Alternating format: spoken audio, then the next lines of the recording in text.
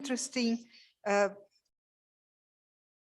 points in her life. For example, in '87, she received her PhD in gas University. And then she worked a lot in Vienna and everything.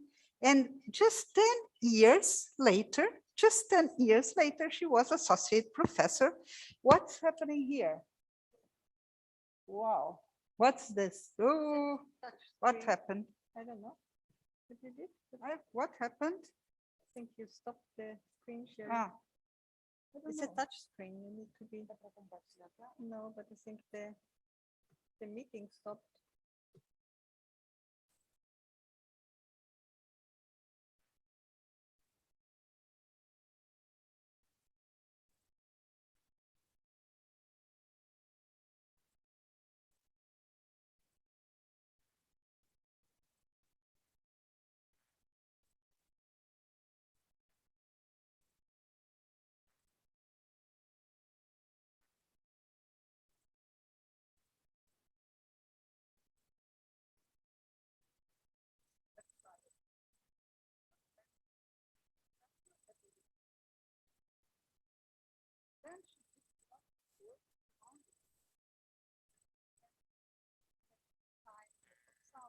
Then at the open, and then at the level.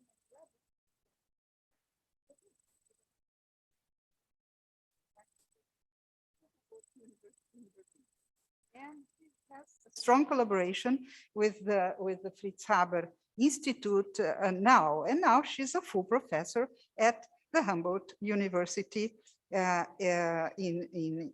in Germany. So I hope I don't do anything wrong again. Okay, so her work is mainly, oh no, I cannot, mainly in theoretical condensed matter physics and about materials. She has already studied semiconductors, organic polymers, which is when we scientifically met, oxides, metallic alloys, including steel, and defects in all these materials. And the focus of her work is electronic structure, which is the basic, and then she goes to optical excitations in several levels of theory, and also phonons and Raman scattering. I mean, she spreads around, okay? And then just to see that this exciting code, which is about optical excitations, is one of the most used in the world, and she's the main writer, she's the main scientist behind exciting. And it goes from electronic structure to all kinds of excitations. And now she's going to speak about it. She did this scientific jointing of scientists and science results in this project, this data-driven material science repository and archive, NOMAD, that she's going to talk about. I'm very happy to also to point that in 2021, just a little bit ago, she won the prize of the Lise Meitner Lecturer, which is a prize of the rise of women in science, outstanding female scientists in physics. And this is I'm very happy to speak about that because I know it is true. I know it is true. So please, Claudia, now it's your time, okay? Thank you very much.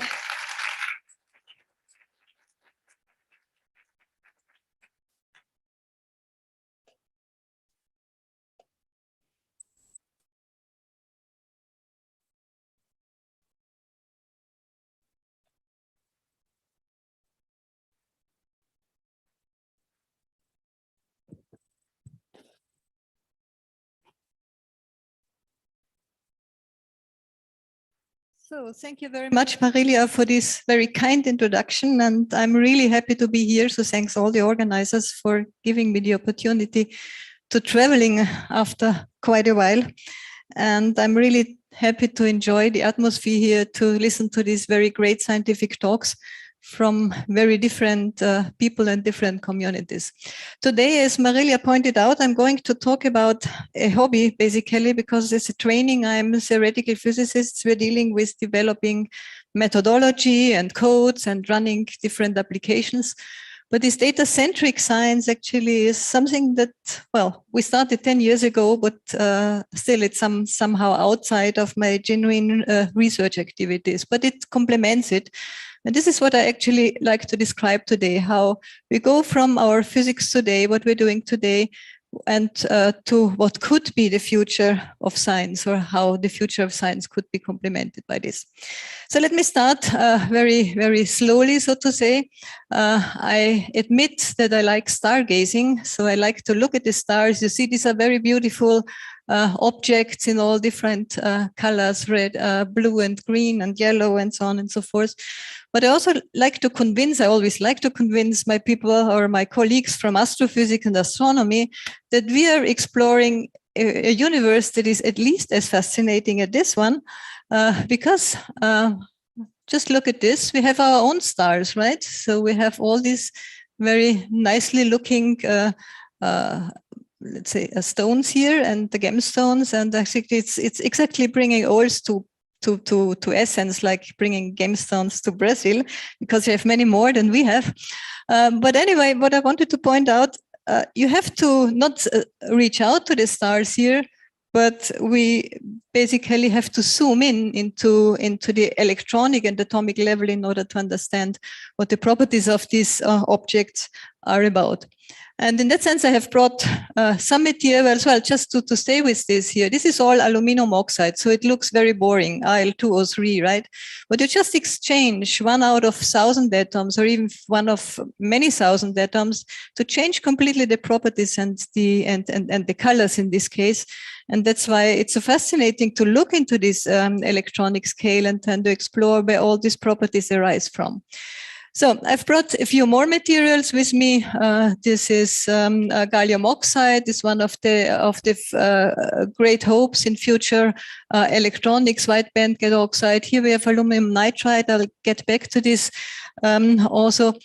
But here we have another carbon allotrope. So we have diamond here. We have graphite here. And these are the two materials I would like to zoom in a little bit, because it just demonstrates how important it is to understand what happens on the local electronic and atomic scale. I mean, we all know this working in condensed matter. We have diamond as one of the carbon allotropes. It's a wide gap semiconductor. It's transparent to everything. That's why it has such a beautiful color, no color, if you like. It's isolating. On the other hand, we have graphite, which is completely the opposite. So it's one of the softest material. Diamond is one of the hardest ones. So graphite we use in our pencils.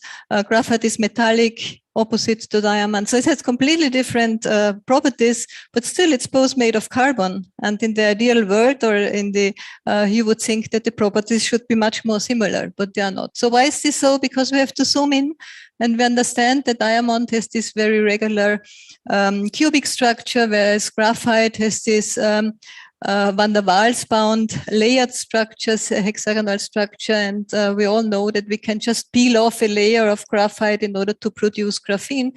We can wrap up graphene in order to produce carbon nanotubes, or we can produce these buckyballs, large carbon-based molecules that again have very different properties. So it depends very much on the coordination of the atoms, what the properties are. But this is just one element. Now, if we go to the periodic table of elements, then of course we have many, many more options. So basically we can cook up any possible material, or any material we can dream of, by just combining different elements, but not only combining elements, but also putting them together in a certain configuration, and we can cook up any properties that we like. And this is extremely important, because we need all these materials for very many different applications. And in particular, thinking about our planning and planet and then our energy problems, we need to have materials that are much more efficient and much more powerful. And by the way, we also like the like to make progress all the time. It's not only that we need things, also that we want to have things and that we want to get better and better. So in essence, we can dream up materials for all these applications, and the number of possible materials is basically infinite, right? So the only question is, how can we explore all this? Because it will take ages and more in order to find the materials that we really want to have. And so we have to speed up our research. And for this, I like to go to, or let's say, to discuss just for a little bit what our daily research at present is. So of course, we have, since a few thousand years, we have experimental probes, so we can characterize materials by experiments.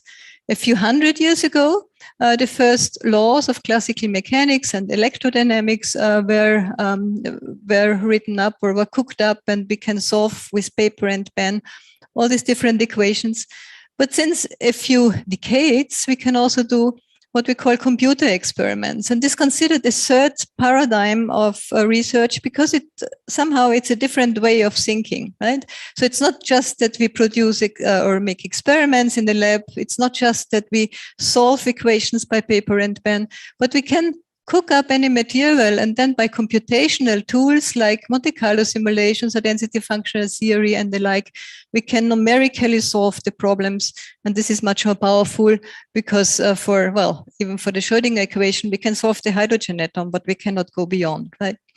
So, and this is a very powerful method also in view of high throughput calculations. So we can produce in a very fast manner many different results for materials that don't exist yet.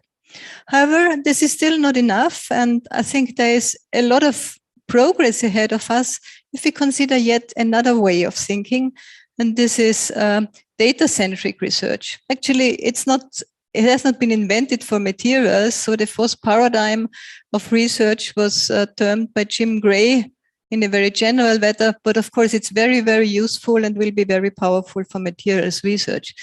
So again, we have to think about different methods. So in this case, we have to employ machine learning methods. We have to come up with new approaches for data-centric or big data analysis methods. And with this, we can try to find patterns in data that we would never been able to with our traditional research by just looking on one or the other publication or one into the other material, but having all the data of all the world in the best possible case in hands, we can explore all the material space and can make much faster progress. So, and coming back to this transparency, this means that data-centric science will allow us to explore the space to find patterns. And in that sense, we can basically replace the periodic table of elements by other kinds of maps. And this is my scientific vision, right? So the scientific vision is that at some point in the hopefully not too far future, we'll be able to read from materials maps where we can find materials for a certain application. So for all these different applications, we may find such a cloud. The problem is, of course, we have not found yet the proper descriptors that will tell us apart the different materials from each other. So how to arrange the materials that we see that are useful for one or the other application. And of course, this won't be two-dimensional maps. This will be something highly dimensional, but having enough data and having clever machine learning approaches, we hopefully will end up here. So this is basically the abstract of my presentation. This is the scientific vision where we want to go. And I will take you to a little guided tour to see what the steps are in order to get there, but also what the obstacles are and what the biggest challenges are at the moment to get there. So, and with this, I come back to the physics of today. So how do we do research? And in fact, typically people introduce the group and the co-workers at the very end of a presentation. I'll do so at the very beginning. So I'll introduce now my group to you. And you see, these are people who are working, sitting on the computers and working very nicely together or by themselves. And what they have in common, actually, all of them work in one way or the other on some methodology, they program something, but at the end of the day, they're all doing calculations, and doing calculations means that they produce data. But most important, what we all like, and this is our traditional research, is we like to publish nice papers. So at the end of a thesis or a year or whatever, we want to have nice papers published. Now, I'm not going to talk about these papers individually. I just want to point out the way we are doing research. And for this, I like to zoom in to one of them. So this is a publication on organic hybrid halide perovskites. So these are our beloved solar cell materials that break all the records. And I come back to the physics of this a little bit later. At the moment, I just want to discuss what a publication looks like, right? So what do we find in the publication? Typically, that would be a table. Okay, we have one here. I don't need to read it. I come back to this in a second or in a few minutes. We have a figure. Yeah, this is also a figure I'm going to discuss later on. We have a crystal structure that you have seen already, but we also publish probably a few numbers that we extract from everything that we learned from all the files that we have produced there. But in essence, what we publish is never ever the full information, right? So if we summarize, for instance, for this paper, but I think this applies to any other, then it means that this is one paper. This has consumed 3 person-years of a PhD student, or maybe even longer. It has been using several millions of CPU hours to get to the results. And along with this, we have produced many, many terabytes of data. And of course, solving this many-body Schrödinger equation and using methods beyond, all this data, they contain a lot of information. So all the information about this many-body system, right? But typically, most of this stuff is thrown away because what we find in the paper is just these few numbers, right? So, and one question, of course, is it worse that the next student is doing exactly the same and the next student in another group is yet doing the same? So talking about this sustainability, this does not only apply to our planet and to our resources, it also applies to how we do research. So our research is definitely not really sustainable because everyone is reinventing the wheel and doing the same again and again. So in that sense, I strongly suggest that we recycle our so-called waste. And as you will see in a few moments, I have become a trash expert in the last 2 or 3 years. And I will show you a few trash bins because we are even able to sort different trashes in different categories. So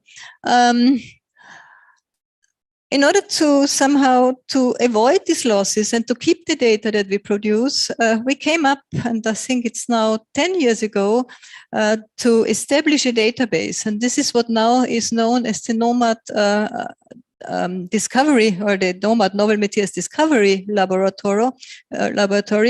It's by now the biggest database of computational materials data. And it started as a very small thing. It was a bilateral project between Matthias Scheffler and myself in Berlin on a project on thermoelectric materials. And at this time, so 10 years ago, we had in mind, first of all, to organize the data of our students and our postdocs, but also to apply machine learning methods by then. So it was probably the start of all these efforts here. But very soon, we figured out that it was so convenient to have the data organized in a database such that we said, okay, why not opening it up to the whole world? And you see, it was 2014. And since then, we have collected more than 100 or 110 millions of calculations. And they come from all over the world. They come from individual researchers, but also from the very big American databases who share the raw data with us, like Materials Project or AFLOW or OQMD. Very interesting. So it was in 2014 where we claimed that we had a fair, so-called fair database. This was 2 years before the first publication on fair data came out, actually. So what is this database about?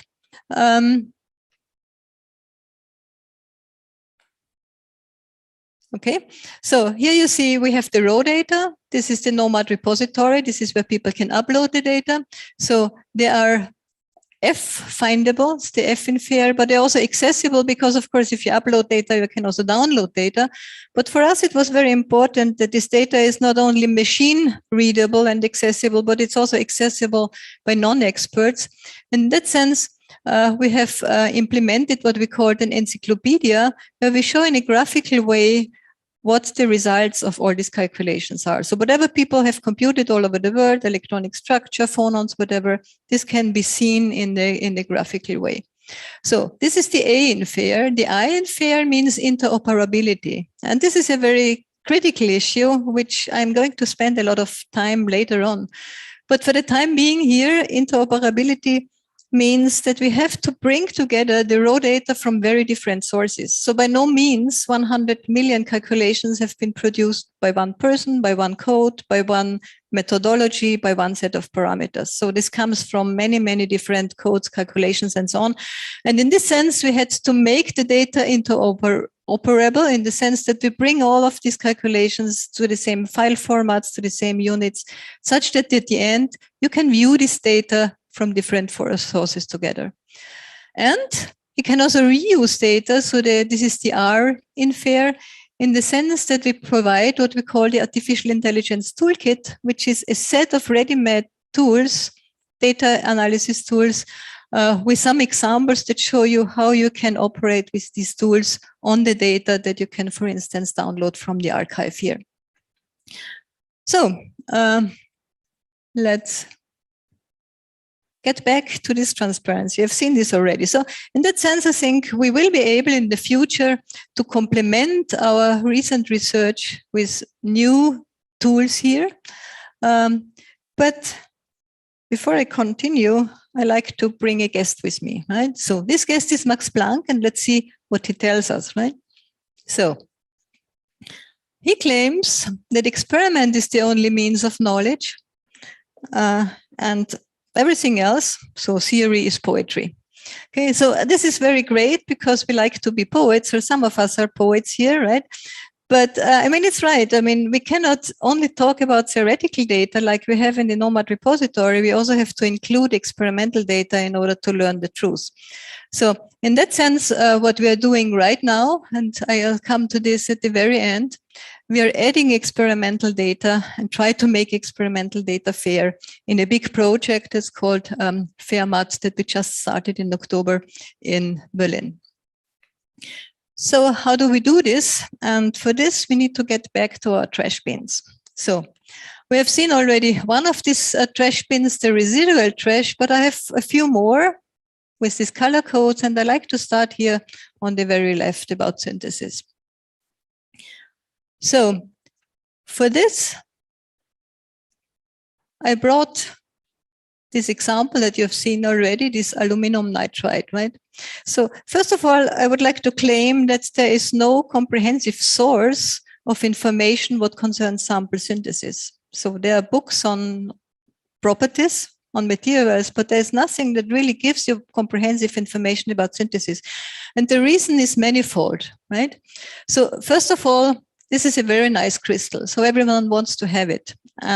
But still, even if this crystal is very nice, probably not all the details about the growth are really provided in publications.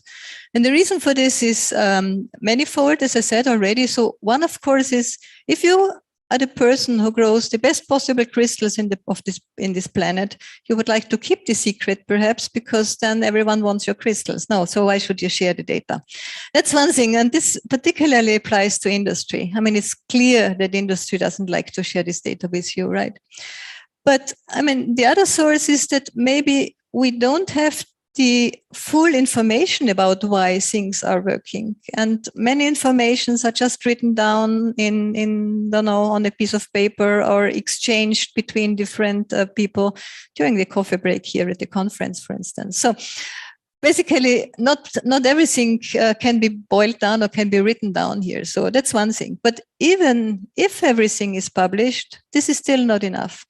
And the reason for that is because if we only publish our success stories, and this is what our publication culture is about, we will never know why things don't work. So probably we know why things work, but not knowing why other things don't work, this doesn't give us the complete information. So we are basically very much biased by our publication culture.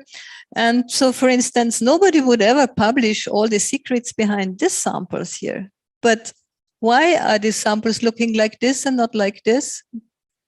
Well, we need to find out, and we need to have the data and the information available. So publishing failures would be very much important in the future, because it would really enhance our understanding. So it's not only that we publish trash, I think it's really worthwhile doing so.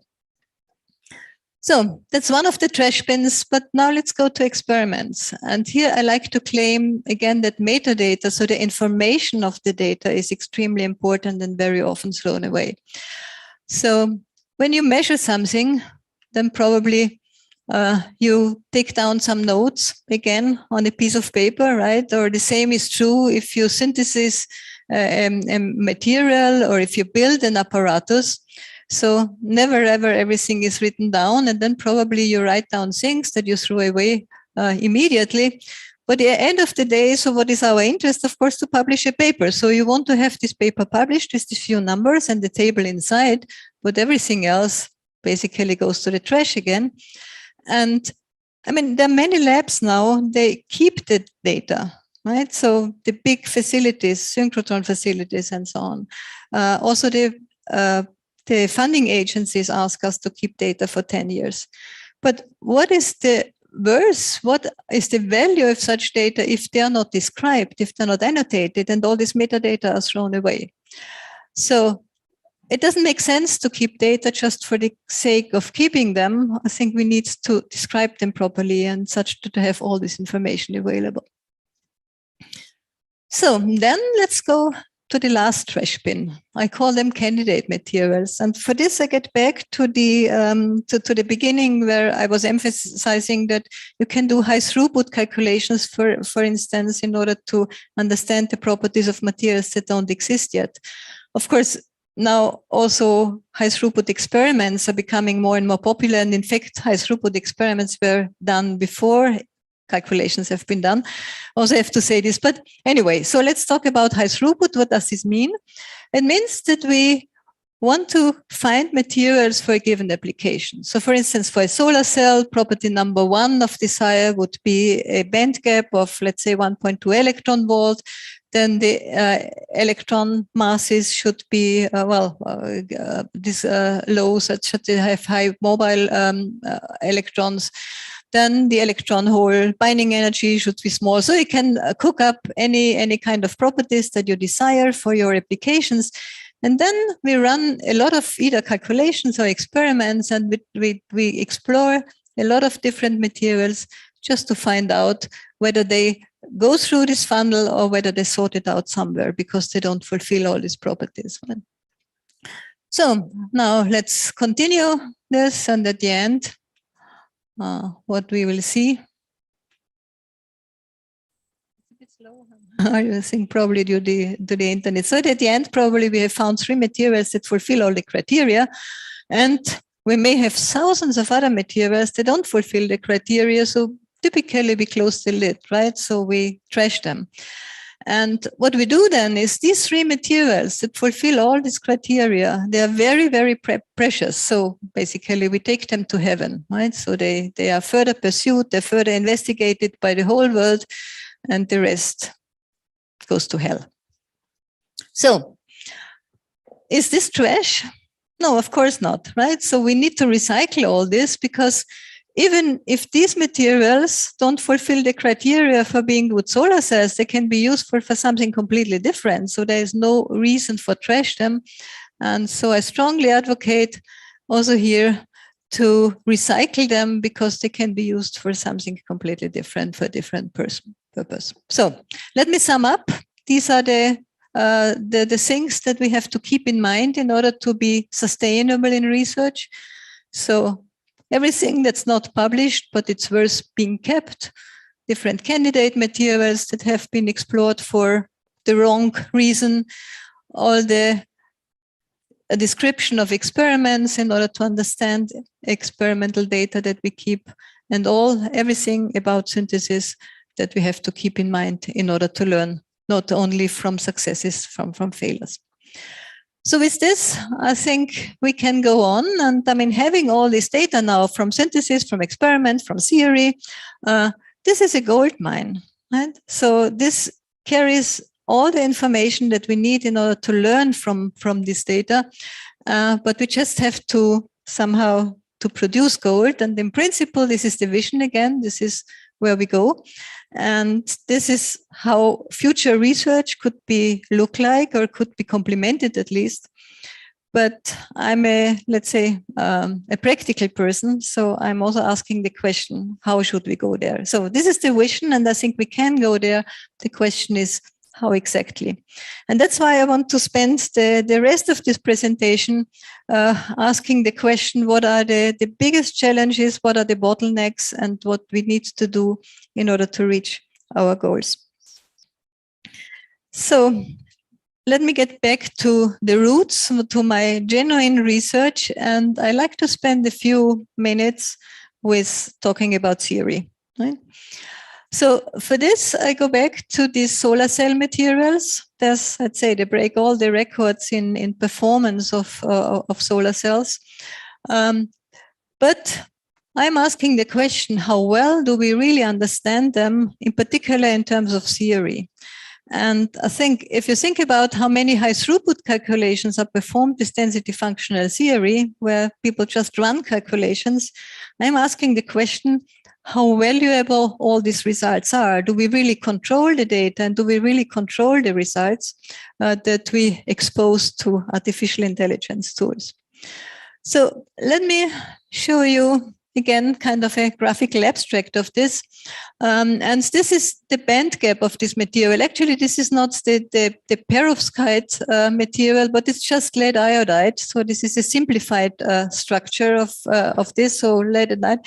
But I will show you in a minute that all the problems that we have in describing this material are exactly the same for this very simple one. So you wouldn't expect that this very simple semiconductor causes problems that I want to describe. So what you see here is the band gap as a function of a parameter alpha. And this parameter alpha is a parameter in density functional theory, in functionals, right? So these are so-called hybrid functionals of density functional theory. And hybrid functionals are such that, for instance, you start with a semi-local functional, like a gradient-corrected functional PBE, and then, these functionals are known to have much too low band gaps, right? So you want to have a functional that produces a reasonable band gap, and for this, you have to mix in exact exchange, Hartree-Fock-like exchange, and you mix it with a certain parameter. Right? And this parameter, of course, is you can vary, so that the standard functional has a parameter of 25, but of course you can vary, and depending on how localized your charge carriers are and how strongly this exchange interaction is, you may vary this parameter here. And what you see here is that the results are all over the place. So it's not just to get differences of a tenth of an electron volt or so, but the differences between results are 2 electron volts. So it's something we cannot live with, right? Yeah, but then we have also a different functional, that is the so-called Hse parameter, which in addition to having this mixing parameter, it has also another parameter, the so-called screening parameter. And the reason for this is because if you have an electron here and an electron far away, there's so much charge in between that these 2 electrons don't feel the actual or the full repulsion between these electrons, but this repulsion is screened. So at a certain distance, you basically can throw away this exact exchange, and this typically makes this functional cheaper, and for many systems also more reliable. So you can even treat metals with this. But anyway, so depending on which functional you use, which parameter you use, we get results that are basically not acceptable.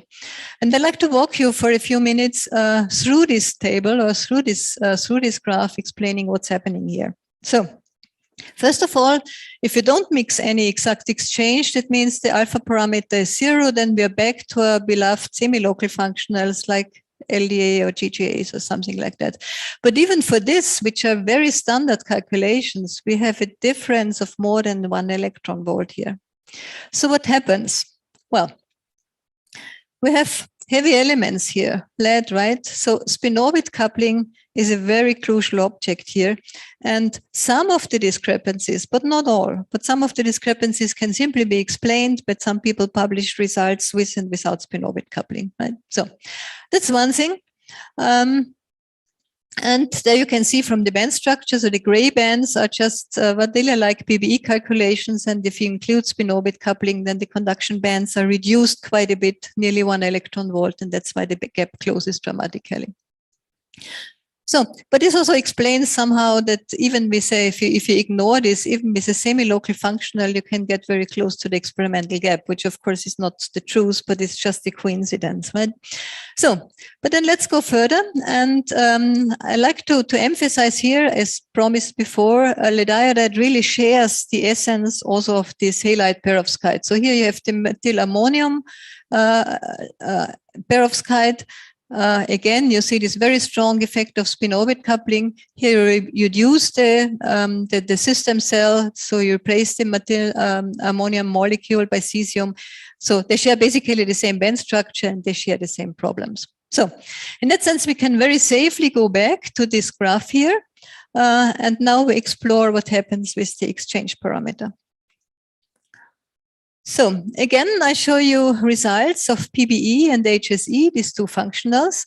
And now I color code it. So PBE 0 is everything what is in green, and HSE is everything in red. So again, results all over the place, extremely strongly depending on the alpha parameter, but even for the same alpha parameter, you can get whatever you like. So just to remind you here that these are the two functionals, and this is a function of exchange. So these results tell us that, first of all, we don't understand what we're doing here. And the other thing is that obviously we cannot get away with just applying density functional theory, because the sensitivity shows you that we need to do something on top of this functional, like a GW approach, for instance, of many-body perturbation theory, in order to cure this. Right? So we do this.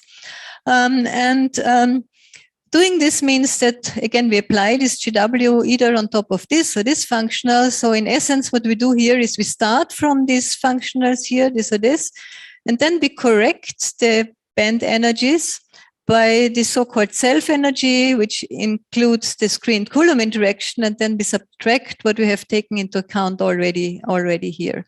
And that way we get the truth, or we hope to get the truth. And this truth would mean that we get the right quasi-particle band structure that's comparable to photoemission experiments, for instance. Now, you see the results. So these are results of exciting GW on top of our calculation. Again, you see these numbers are all over the place, so we cannot get a single answer for this. Also, we would have hoped that if the functional is close to the truth, that this first order perturbation theory should be good enough to cure the results. So it's not the case. And I just want to sum up or summarize here what we find. So these are 4 lines. The green line here is the PBE 0 result as a function of alpha parameter, an extremely steep rise, which is unacceptable. The light green is if you put GW on top, so still a very strong dependence on the alpha parameter. And then the same is true for the HSE and GW on top of HSE. And just to emphasize again, you do it for the perovskite material, it's exactly the same story.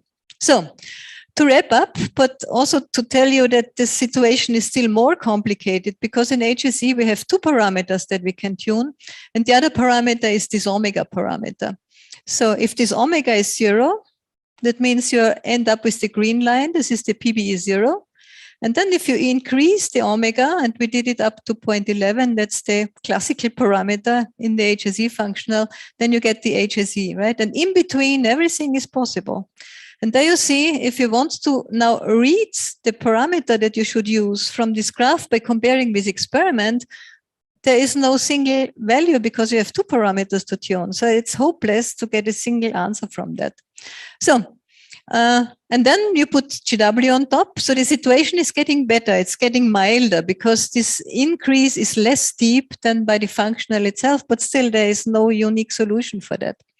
So, I mean, if you like to read what we have published here, we found a solution by determining this alpha and omega parameter from ab initio densities.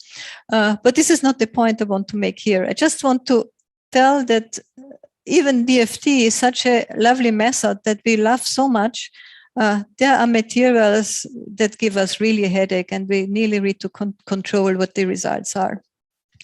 So in that sense, I go back to my data problem, right? Because adding experimental data is very important, comes with its own subtleties, of course, but we also need to make sure that we can address the data quality properly and that we can assign error bars to the data. Otherwise, the best possible artificial intelligence methods doesn't mean anything if you apply data where you mix apples and oranges and where the data quality is very, very different. So, and that's why for the next, or for the last, I don't know, 15 minutes or so, or less than 15, I like to try to understand the data. So I probably won't have time to go into detail what machine learning and artificial intelligence do. Well, I also introduced a tool for that. But for me, the very critical thing is to understand the data we're operating on. And so in that sense, the I in the affair is most important, right? So, and this is what I have learned, for instance, for this. So, of course, we have made the data interoperable by putting them into the same formats and units and so on. But this does not mean that we can still operate with machine learning tools on them if different calculations give very different results. So we cannot mix them. The encyclopedia is one way of exploring this because you have a visual representation. You can compare different densities of states. You can compare different band gaps, right? But we also want to have tools that do this automatically for you.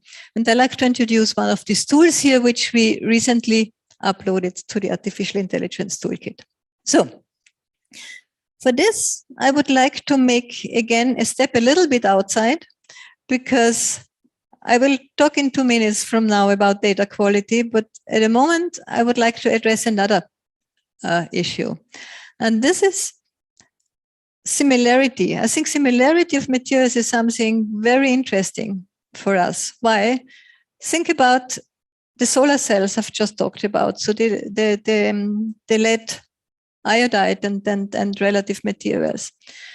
They perform extremely well for the solar cells, but they are toxic. They contain lead. So we would like to find materials that share the properties of the halides, but are non-toxic. So in that sense, we would like to introduce measures and matrix that allow us to find materials in all this data space that are very similar to those which we have already, but are superior in one or the other quality. So, and for this, we have implemented a measure to assign a metric to similarity. So, it was very much inspired by this work by Oleg Isaev in Kutarolo's group, who introduced the density of states fingerprint. We have extended this work in the sense making a spectral fingerprint to be applicable for all kinds of spectral features.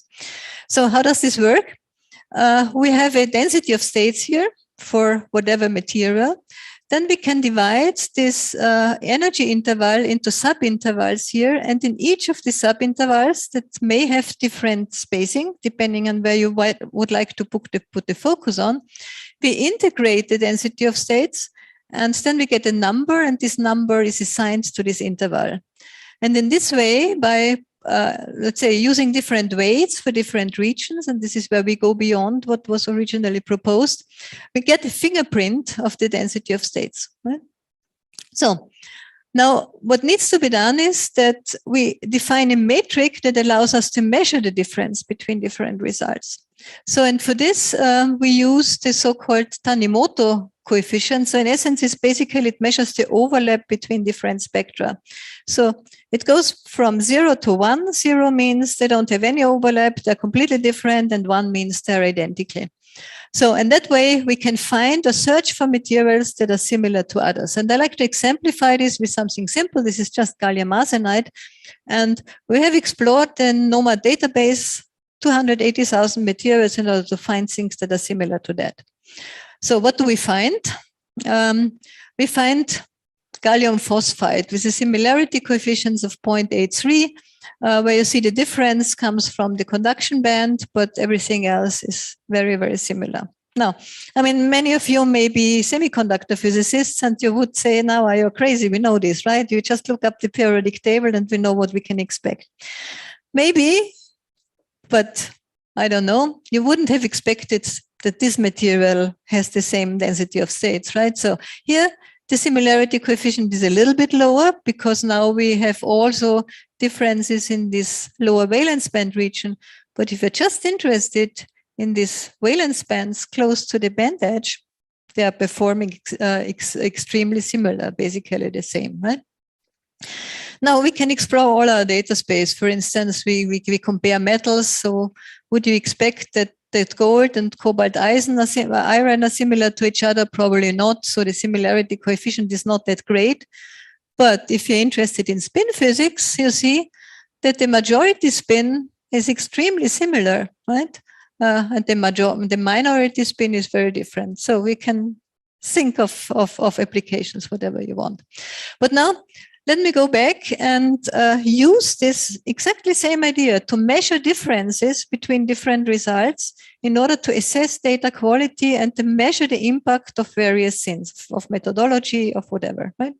So, and I like to exemplify this with something where we have a lot of materials and results available. So we looked up the NOMA database, silicon, it's genuine space group 227, and we found more than 2,600 calculations.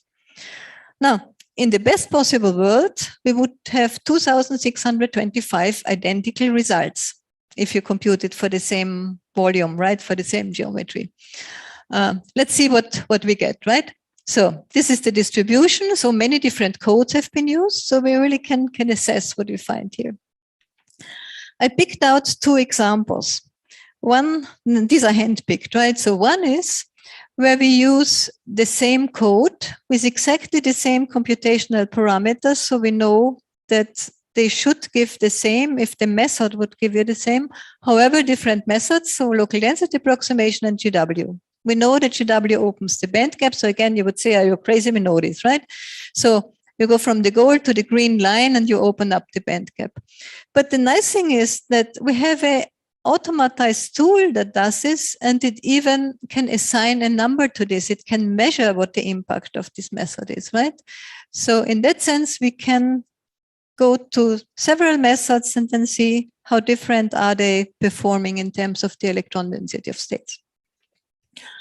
The other example is that we use two different codes, but the same method. So here we have two GGA calculations, one by VASP, one by FHI-Ames. You see they're more similar than these two.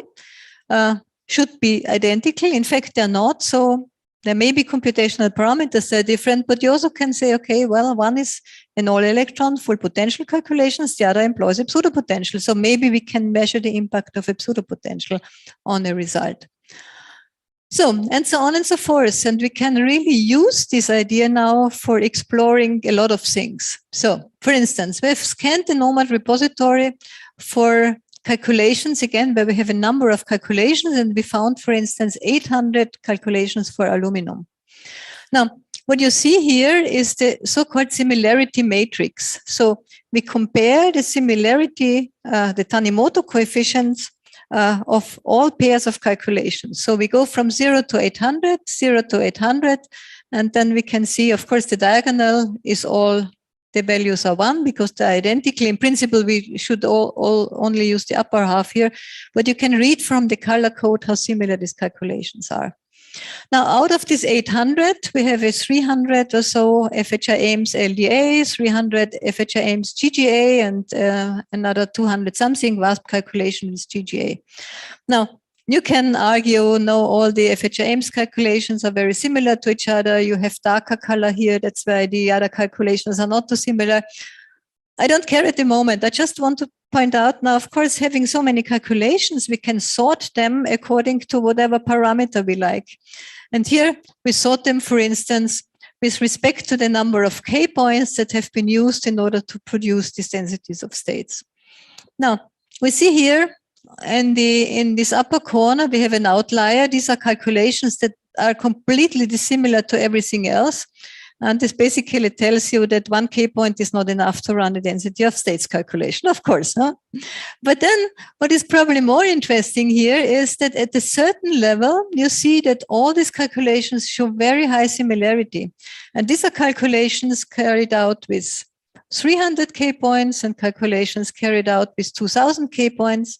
And this just tells us that with this number of K points, you are converged. Right? So you can sort them according to all criteria, and then they try to find out something interesting. And it's really nice to explore data actually that way.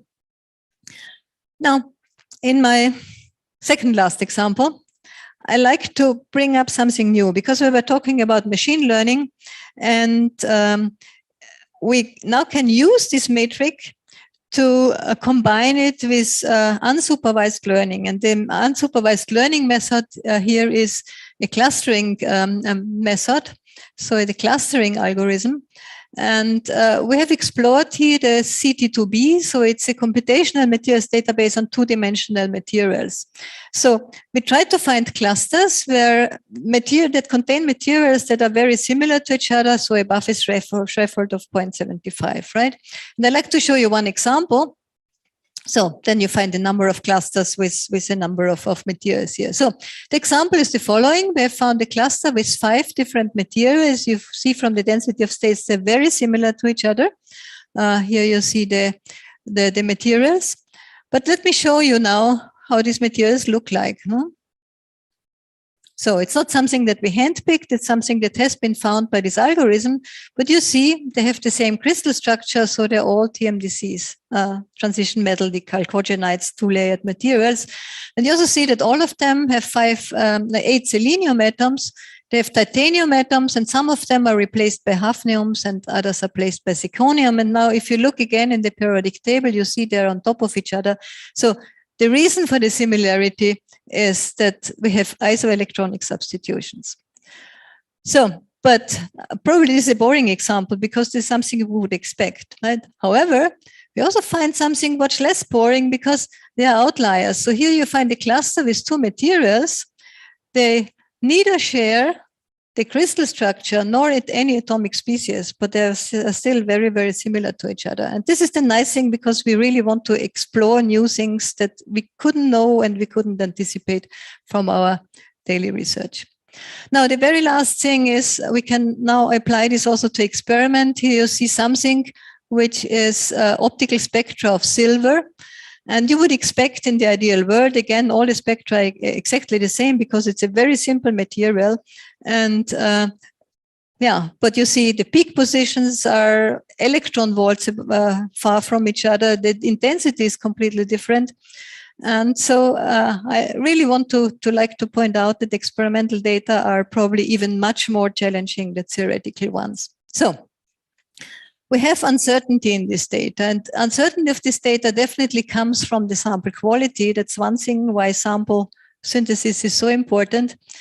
But also we have a lot of variety because you can measure one and the same property, the dielectric function here, with a lot of different methods. You can use ellipsometry and absorption and reflection and electron loss spectroscopy, but none of this gives you the results directly. So there's always some transformation and interpretation, which again adds to the variety, also some veracity, some uncertainty. And of course, needless to say that we can also use theory in order to compute all this. So this brings me to the end. I really like to wrap up and get back to our dream, how we think data-based research can help us. And there are actually 2 different things that we really need in order to make this going. One is that we need novel tools, and these tools should go beyond interpolation. So many machine learning tools just interpolate between results, but this is not what we need, because if we want to find materials for a certain property or for a certain application, we don't want to stay inside the realm of this family. We want to also explore all the other materials, so these candidate materials, whether they are useful for something else, right? So in that sense, we really need novel tools that allow us to have predictive powers, and also emphasize that we not only should share data, but we also should share tools, right?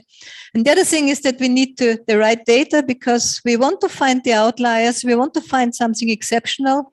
So it means if you dive down, you want to find the pearl, you don't want to find sand or water or so. And that means we need the relevant data for this, because if you just increase the heap of data, you would get more knowledge on the sand and on the water, but we need the right data to describe the outliers here. So that's pretty much it. I pointed out already that we have a very big project going on, which will allow us to do all this. So we work on synthesis, on experiment.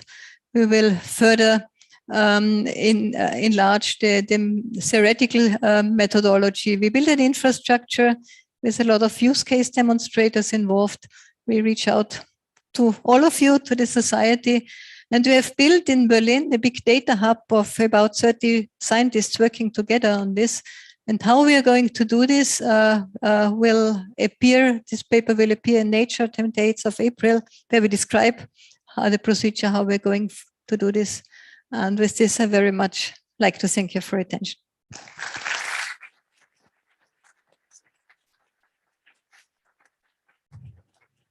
Thank you, Professor Draxl, for this wonderful talk.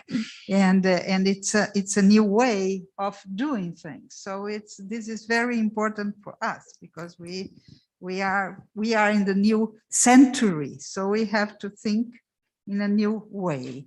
So questions? Okay. How do you clean the data? Because when you gather data from different sources, different error bars, how do you manage to know which part is right, wrong, or?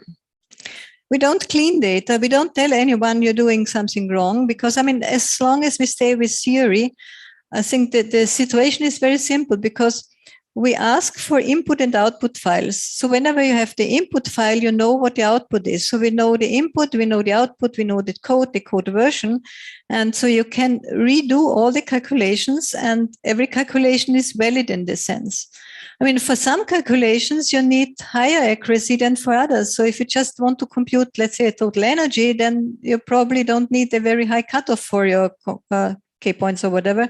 If you want to go for spectroscopy, you need a higher one. So in that sense, you don't want to clean, because every calculation has its purpose, right? But it's important to annotate the data, to tell this calculation has been carried out with a small basis set, the other with a larger basis set. So as long as you know that, you know, and then you can measure what the impact of this basis set is, then you know, okay, here you're on the safe side, you can put results together. Here you have to be careful. You better not to include this data in your data set if you want to further do something with that, right? That's why I think this developing these measures is a very important thing. Otherwise, it's very hard to tell what you can trust for a certain purpose and what you can trust for another purpose.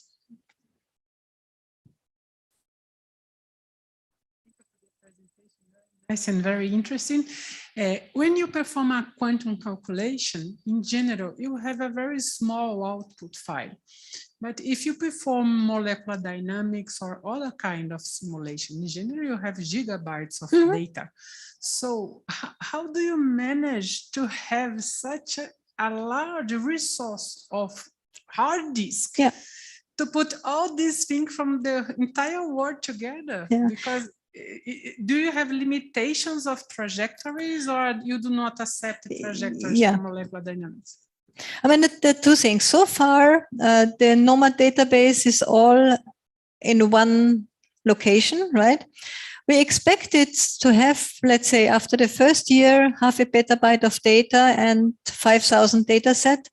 We had a few 100,000 data sets in short time, but less than 1 petabyte still. So the DFT calculations are not that heavy, right? Now we are expanding towards experiment, which of course has massive amounts of data, and also molecular dynamics. So in this project that I'm showing here, we're building a decentralized database, a federated data store, such that the really intense data storage can stay at the location where they are. They get an ID. They can be traced back, so only the metadata are centralized. So only the metadata, the description of the data, is sent to the central database, such that people can somehow search all the data. But once you're interested in the particular data sets, then you can go back to find where these data are, and then you can go back to the raw data at the place where they are. Important is that all this data, or these data hubs, so to say, are available 24 hours a day, such that they connect to them. But in the future, we really build a decentralized database, at least for those calculations and experiments that are very intense in data storage. Nice talk. Coming back to the gallium arsenide example, it seems that the similarity were not only on the valence band, but also on the conduction band. For the gallium phosphide, yes. Well, probably. Should I go back? Yeah, please. Yeah, okay.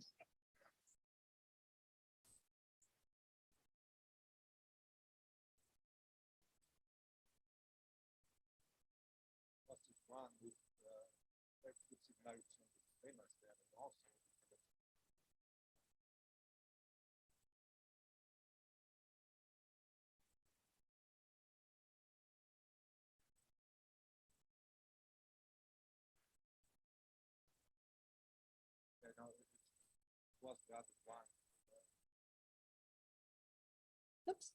Yeah. This one. Yeah. At some point, the similarity on the conduction band seems even bigger if you displace it. Can you change the methods of looking for similarity? How can we look into the data and try to find another way of feeling? Do you have a way to change to look into the data and look for new tools, for example? Yeah, I mean, I'm not sure if I got the thing completely, but if you look into the method, what I tried to point out, oops, is the following: that the original paper by Saif, they had a grid where the whole energy range between -15 and +15 or so electron volt were considered, and that this was an equidistant grid. So we allowed to zoom into a certain range, and even more to have a finer grid in a certain region of interest. So in that sense, the Tanimoto coefficient is not unique, but it depends on what you're interested on. And the idea is really, so in this publication, we assessed valence and conduction bands separately, or spin up and spin down separately, such that you really can focus on a certain feature you're interested in. Okay, that so was you can come back on the data, to get yes. the data, look again. And... Yes. Yeah. Okay, thank you. Yeah.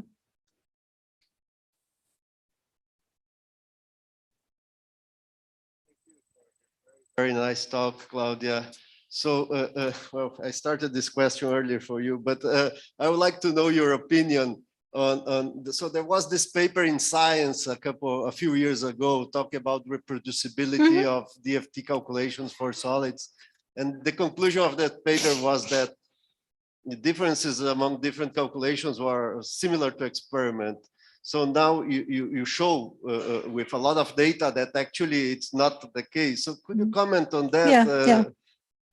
So the paper we're talking about here, this was so-called delta test. That means, I don't know, 15 or whatever, 20 different computational codes were compared to each other in terms of the equation of states for elemental solids, right?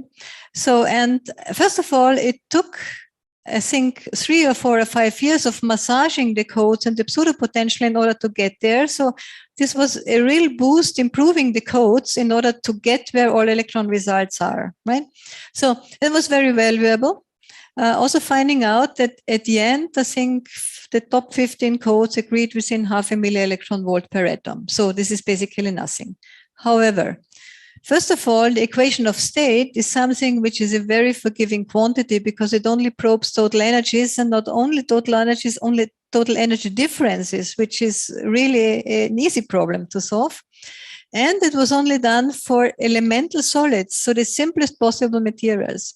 So I think this was very nice. It was very valuable, but it's only a little tiny kickoff for where we should get, because now we have to do the same for different materials that are more complex, for molecules, for surfaces, also different properties like spectra or barriers or so. They won't be as forgiving as just the total energy. I think we will have a lot of surprises how different codes are, and you see this with this one example.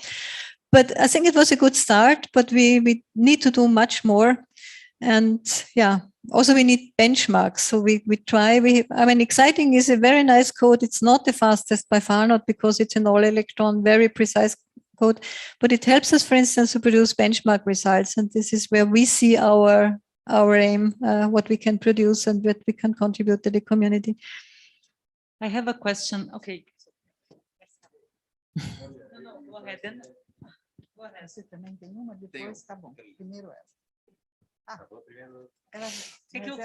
Okay, so I have a question. Then my question is the following. That was a really nice idea of creating these databases. It reminds me the database of climate, you know, that some groups have around the world, and this have make the research really evolve in terms of you know, data from the past and so on. But then in that case, one needs to fill the gaps. Sometimes there are some gaps in the data, and then they have to fill that. Do you do this in the database, or do you intend to do that? Does it make sense in this type of databases? I mean, I guess it depends on the observable, but it perhaps helps us to find new materials. I mean, first of all, I mean, 100 million calculations is a lot, but it's nothing if you want to find something particular. So in that sense, we have to collect many more data, because you really want to focus on a certain material class, and you would like to measure the impact, for instance, on a method. And if you only have 1 or 2 or 3 results, this is still not enough in order to get a global picture of everything. So in that sense, we need more data. But I think this is coming, because people all over the world are really now starting to collect more data. The other thing, of course, if you see that something is missing, then you can start a calculation, or you can start a high throughput thing in order to fill some gaps. And also, this is our niche, so to say, we can also produce some benchmark data in order to tell. The data test doesn't tell us which of the calculations are the best. It just tells us what is the difference between calculations. In that sense, to have benchmark data that tell you what is the answer of GGA, what is the answer of GW on top of LD or so, is also very helpful in order to assess data quality. And Claudia, first of all, thank you very much. It's a fantastic talk, even for a not complete outsider of the field, like as my case. As an outsider of the field, I have heard for decades of quantum computing and quantum simulations and their possible applications in science materials. What's your opinion as a person from this field? Would there be a fifth paradigm coming out from this area, or you don't feel like? I mean, so far, quantum computation is really very useful for a certain type of calculations, and I think quantum chemistry codes, they may be very good candidates for this. Because of the quantum nature of what we were computing. I don't know if it really will create another paradigm. This I certainly cannot say, but what I can say is that we have already first quantum computation results in our database. But this is more a side remark. No, actually, I also don't know how fast this will really come. So if you see how well, they're getting more and more qubits into these machines, but I have no feeling actually for maybe there are other people who know much better what we really can expect in the next years to come. Probably not in the next 10, I don't know. But there could be other paradigms popping up anymore. Because you see that this distance in time is getting much smaller, from a few thousand years to a few hundred years to theory to a few decades and computational, and now it's only a few years since we have this, so maybe there is something popping up soon, be it quantum computing or not, I don't know.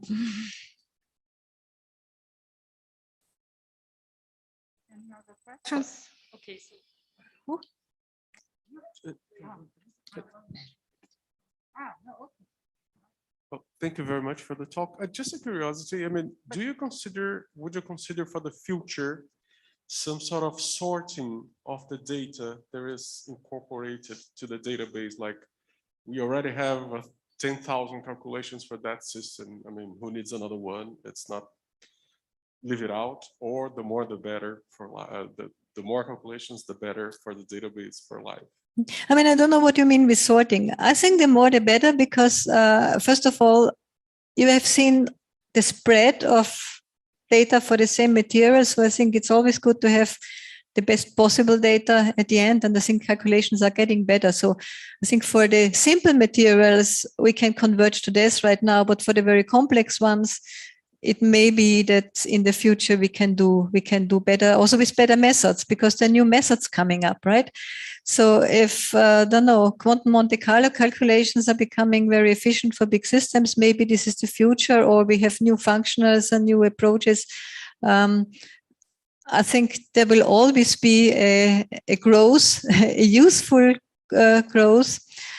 If we would sort out results at some point, maybe it does not really matter, because since the data are increasing and increasing, probably this small amount of data that is left behind doesn't matter whether we keep them or we sort them out. This is something we really like to address also in this project, whether aging of data is an issue or not. But on the other hand, if you see, for instance, this optical spectra of the simple materials, these spectra have been taken in the end of 60s and in the 70s, because now people telling me, let's say 10 years ago, people have been telling me, I want to produce results and publish results on nanocrystals. I don't care about silver or gold or something like that. So there may be benchmark data that are pretty old and better than what is done nowadays. On the other hand, since the big data hype is approaching, maybe people go back and produce benchmark data. So it could well be then at the end, data can be sorted out, but probably it's not really a big problem for what we're facing at the moment.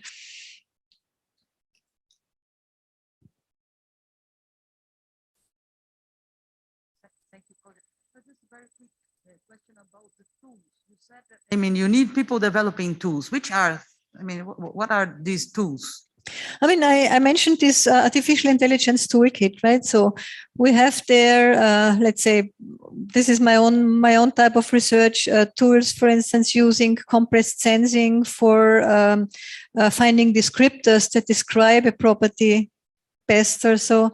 There are neural networks. Now we have this similarity toolbox involved that allows to find similar materials.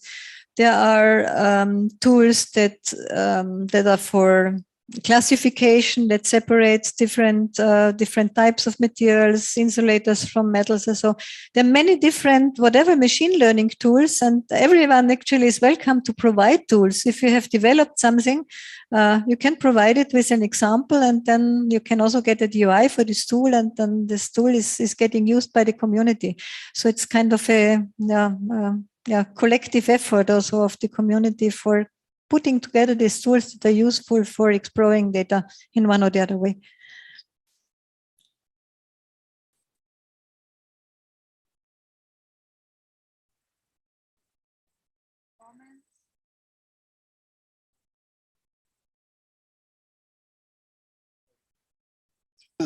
But it's very, very interesting. So for this work of spectral fingerprints, okay, so it's very nice that you can find two materials that have similar density of states. But my question is, can we use this data to learn why do these two materials have the same density of states? So I didn't understand if this is machine learning that you do for spectral fingerprints, but would it be possible to use machine learning for learning why these two materials have the same density of states?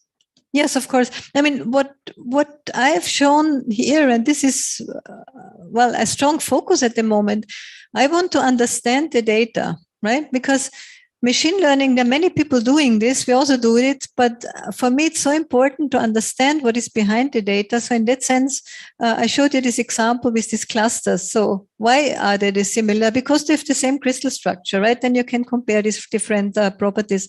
And this is something we want to do more. So you see they are similar, and then let's try to compare this property, the configuration of atoms, the species involved, and so also to find correlations between different properties. I mean, structure and property is always something you look at, but probably one property and the other property, like the band gap scales or has a correlation with the screening or something like that. So that's something we do and we have in mind. I think this is really something very, very important. So yeah, it was a very, very nice talk. And I have a follow-up question to Gustavo's. So what is actually means that, you know, you have two materials, different materials, we say TC higher than 0.75. Does that mean that they're similar? Because you just showed us too that depending on the method that you calculate those band structures, yes, this TC can fluctuate a lot. Exactly, yeah. This is very important. So that's why we also measure the impact of method, right? The impact of method, the impact of computational parameters, also very important. And it's also an issue, for instance, which you pick as a reference. So for instance, in the encyclopedia, we have implemented, well, you can find 5 most similar materials to something, but of course, this is always up to a choice. Huh? So we try to also improve this in the future, that you try to use the calculation with the best possible method and the best possible parameters as your reference, and then see that you don't compare apples with oranges again. Right? Mm.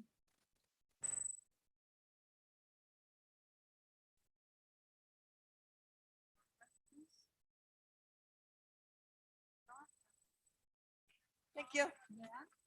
For coming and for the project, it's very important.